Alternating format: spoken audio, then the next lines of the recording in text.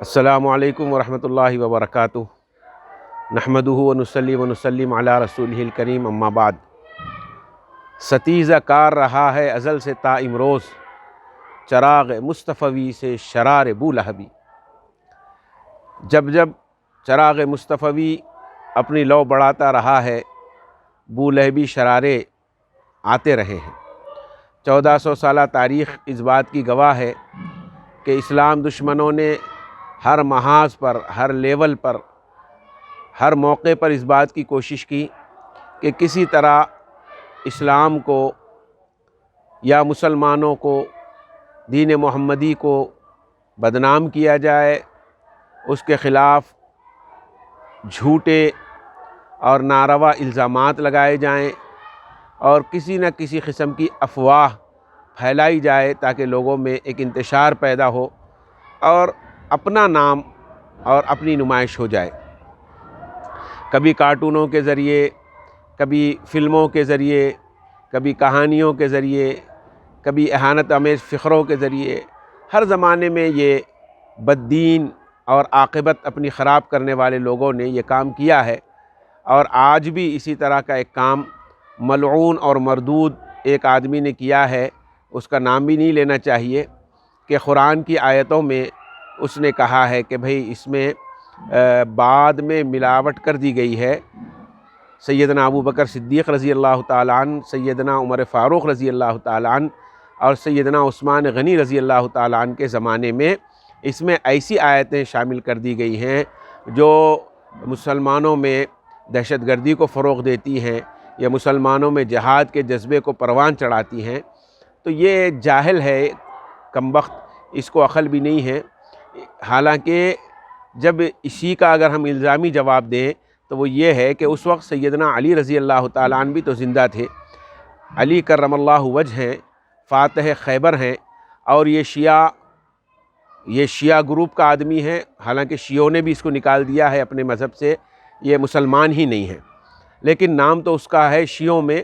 تو شیعہ تو حضرت علی رضی اللہ تعالیٰ عنہ کو امام مانتے ہیں، مشکل کشا مانتے ہیں، شیر خدا مانتے ہیں اور سب کچھ مانتے ہیں۔ بعض شیعوں کے گروپ تو ان کو خدا بھی مانتے ہیں۔ بہرحال جو بھی ہو، اس وقت حضرت سیدنا علی رضی اللہ تعالیٰ عنہ جیسی عظیم الشان شخصیت وہاں موجود تھی، جن کے بارے میں کسی مسلمان کو ذرہ برابر بھی کوئی شک نہیں ہو سکتا کہ سیدنا علی رضی اللہ تعالیٰ عنہ کی ذات بابرکت دنیا میں موجود ہو اور قرآن میں اس طرح کی آیتوں کو داخل کر دیا جائے۔ یہ ناممکن ہے، لیکن یہ اپنے ذام میں غلط بیانی کرتے ہوئے ایسی بات اس نے کہہ دی ہے۔ اس کی بات کے لیے اتنا ہی رد کافی ہے کہ جب سیدنا علی موجود تھے اور ان لوگوں نے اتنا بڑا کام کیا تو وہ کیا کر رہے تھے، اور کچھ نہیں کیا انہوں نے۔ تو یہ خود اس بات کی دلیل ہے کہ ایسا کوئی کام نہیں ہوا ہے۔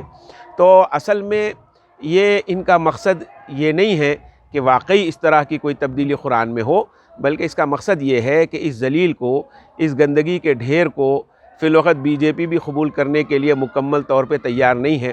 تو یہ کوشش کرتا ہے کہ کسی طرح اس طرح کا کام میں کروں جس سے اس کے اپنے آقا خوش ہو جائیں اور اس کو کوئی معمولی کوئی سیٹ ویٹ مل جائے، کوئی ٹکٹ مل جائے، کہیں کی کوئی چیئرمین شپ مل جائے، کچھ ایسا کام ہو جائے تاکہ میں ان کے قریب ہو جاؤں۔ یہ اس کا مقصد ہے۔ تو ایسے میں ہم لوگوں کو بہت ہی سمجھداری کے ساتھ، بصیرت کے ساتھ کام کرنا چاہیے۔ ان کا مقصد ہی یہ ہے کہ اس کے ذریعے مسلمانوں میں اشتعال پیدا کیا جائے۔ تو ہم کو ہرگز اشتعال میں نہیں آنا ہے۔ یہ قانون کے ذریعے آنے کی کوشش کر رہے ہیں تو ہم قانون کے ذریعے اس کا جواب دیں گے، اور انشاءاللہ سپریم کورٹ بھی اس کو اس قابل نہیں سمجھے گا کہ اس پر کوئی گفتگو کی جائے یا اس کی جو IPL ہے اس کو سماعت کے لیے قبول کیا جائے۔ ایسی ریٹ درخواست جو پبلک کے ریلیشن سے متعلق ہوتی ہے، عوامی ریٹ ہے، یہ اس کو قبول نہیں کیا جائے گا۔ اگر قبول بھی کرتا ہے سپریم کورٹ، کوئی بات نہیں، ہم انشاءاللہ پوری دلیل اور حجت کے ساتھ سپریم کورٹ کے سامنے بھی اپنا مدعا رکھیں گے، اپنی بات رکھیں گے۔ اس سے پہلے بھی ہندو مہاسبھا کے اور بعض دوسرے لوگوں نے اس پر اعتراض کیا ہے، اور ہمارے علماء کرام نے پوری بشاشت کے ساتھ اور اس کے پوری وضاحت اس کی ہے، بلکہ باضابطہ اس کی کتابیں بھی شائع ہوئی ہیں۔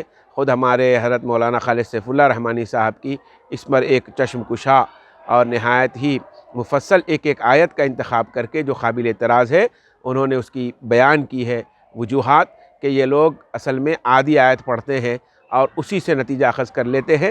سیاق و سباق کو دیکھنا چاہیے کہ کون سی آیت کس ضمن میں ہے، اللہ قرآن میں کب کیوں فرما رہے ہیں۔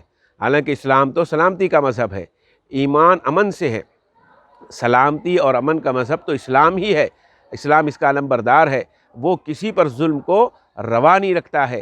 اسلام اور قرآن کی شان یہ ہے کہ قرآن تو یہ کہہ رہا ہے کہ ایک آدمی کا قتل کرنا فَكَأَنَّمَا قَتَلَ النَّاسَ جَمِيعًا، کہ پوری انسانیت کو قتل کرنا ہے۔ وَمَنْ أَحْيَاهَا فَكَأَنَّمَا أَحْيَا النَّاسَ جَمِيعًا، ایک کو زندگی دینا پوری انسانیت کو زندگی دینا ہے۔ تو ایسی سوچ رکھنے والا قرآن کیوں ایسے کہہ سکتا ہے کہ کافروں کو جا ملے اور پکڑو ان کو قتل کر دو؟ ایسا نہیں ہے، بلکہ اس کا پیچھے اس کا شان نزول ہے کہ کب اور کس صورت میں یہ آیتیں نازل ہوئی ہیں۔ تو ایسی بکواس کرنے والے یہ دو دمڑی کے لوگوں کے چکر میں ہم کو نہیں جانا چاہیے، ان کی بات پر بے اعتنائی ہو، توجہ بھی نہیں دینا چاہیے۔ ان کا مقصد اپنے آپ کو فیم کرنا ہے، اور ہم اس کی مخالفت کر کے اس کو فیم کر دے رہے، تو اس کا مقصد تو پورا ہو گیا۔ اس کو کوئی قرآن میں تبدیلی نہیں چاہیے، اس کو صرف شہرت چاہیے، اس کو پروپیگنڈا چاہیے، لوگوں میں میرا نام آئے یہ چاہیے، اور ہم اس کا نام کر دے رہے ہیں، تو مقصد اس کا پورا ہو گیا۔ تو اس کو مقصد میں فیل کرنے کے لیے ہم کو اس سے بالکل ہی نظر انداز کر دینا چاہیے، اس کا نام نہیں، اس کا ذکر نہیں، اس کی فکر نہیں، کچھ نہیں۔ باقی علماء کا کام ہے، علماء اکرام الحمدللہ ہندوستان میں پورے جید علماء اکرام موجود ہیں، زندہ ہیں، بیدار ہیں، خبر رکھتے ہیں ہر چیز کی، اور اگر خدا نخواستہ کوئی ایسی نوبت آتی ہے کہ سپریم کورٹ میں یہ پیش ہو جائے تو ہم وہاں پر اپنا مدعا پیش کرنے کے لیے، اپنا جواب داخل کرنے کے لیے بالکل تیار ہیں۔ اس میں کوئی فکر کرنے کی ضرورت نہیں ہے۔ عوام الناس سے، نوجوان طبقے سے ہماری درخواست یہ ہے کہ آپ اس کے نام کو مٹا دیجئے، اس کو مشہور مت کریے۔ واٹس ایپ پہ اور فیس بک پہ اور جتنے سوشل میڈیا ہیں، زبردستی لوگ جو ہے اس کا دال ڈال کے نہیں معلوم ہے سو لوگوں کو معلوم کر دینے اس کا نام کہ یہ مردود کون ہے۔ لہٰذا آپ اس کا ذکر چھوڑ دیجئے، اس کو دفن کر دیجئے، ختم کر دیجئے، خود بخود اس کی سازش ناکام ہو جائے گی۔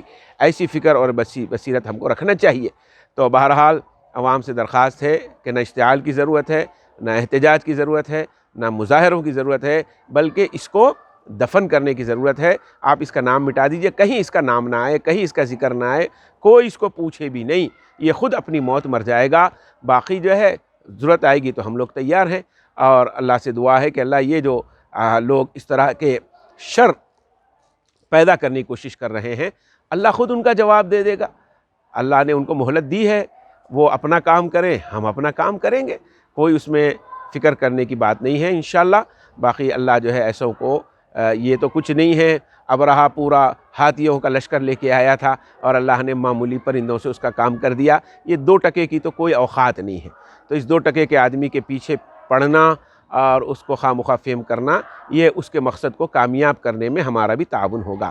اس لیے سمجھداری کا مظاہرہ کریں، سوچ سمجھ کے ساتھ، بصیرت کے ساتھ اس صورتحال کا مقابلہ کریں، اور اس کا اچھا جواب یہ ہوگا کہ ہم خود اپنے طور پر قرآن مجید کا مطالعہ کریں۔